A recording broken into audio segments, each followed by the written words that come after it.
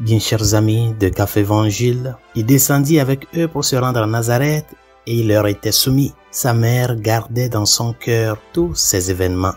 Telles sont les dernières lignes de l'Évangile qui nous parle de la perte de Jésus à Jérusalem lors de la fête de la Pâque, où Jésus, qui était monté à Jérusalem avec ses parents, y est resté au temple sans que ses parents ne sachent. Et tous ces événements qui étaient passés, toutes ces préoccupations, pourquoi le Christ a fait cela, toutes ces inquiétudes de la vie courante, Marie gardait toutes ces choses dans son cœur.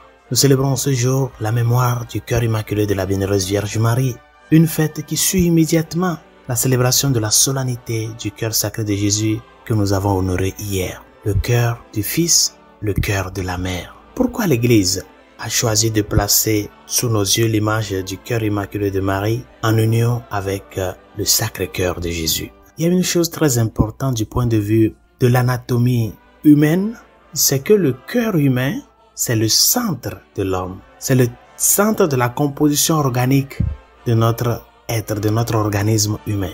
L'homme intérieur, c'est dans le cœur que se forge cet homme intérieur. Et si l'Église a choisi de placer devant nos yeux l'image du cœur de Marie, c'est pour nous montrer en premier lieu que la relation que nous avons avec Dieu est une relation qui doit être de cœur à cœur. Qui doit être de cœur à cœur? Parce que c'est une relation interpersonnelle.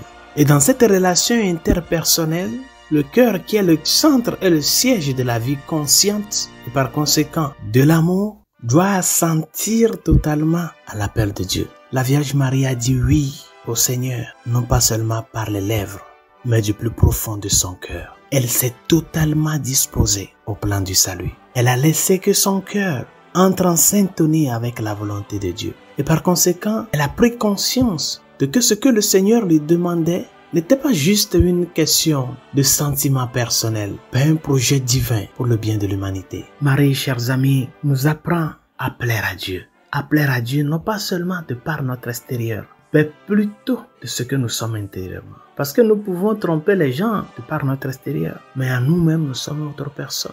La Vierge Marie veut t'enseigner que pour dire oui à Dieu, il faut que cela naisse du cœur, dans cette innocence-là. C'est quand la décision est prise depuis le tréfonds de notre être, la conscience de cela nous amènera à ce que notre vie extérieure soit en conformité avec la voie intérieure. Le cœur immaculé de Marie, chers amis, nous enseigne à rechercher la pureté dans nos relations, c'est-à-dire à ne pas abuser des gens, à ne pas rentrer dans une relation interpersonnelle, amicale pour faire du mal à l'autre.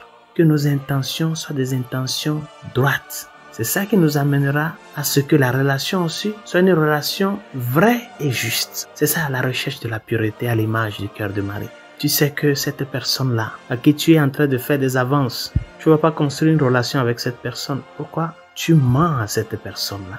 C'est ça un abus de confiance. Et Marie t'enseigne à travers son cœur comment il faut se comporter devant ces situations.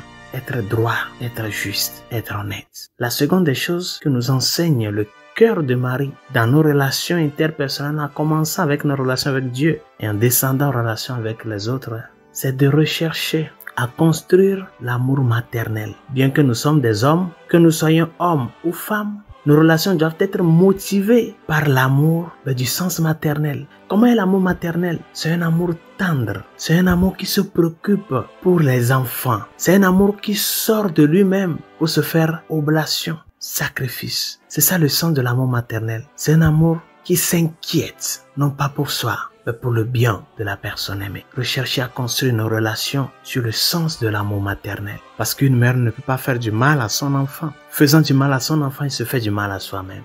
Et la troisième des choses qu'il nous enseigne, le cœur immaculé de Marie, c'est que, étant un cœur pur, sans péché, étant un cœur innocent, mais au même moment humain, nous enseigne que notre cœur, chers amis, ne peut pas trouver le vrai repos si elle ne se donne pas totalement à Dieu. C'est le message que le monde d'aujourd'hui a besoin d'écouter.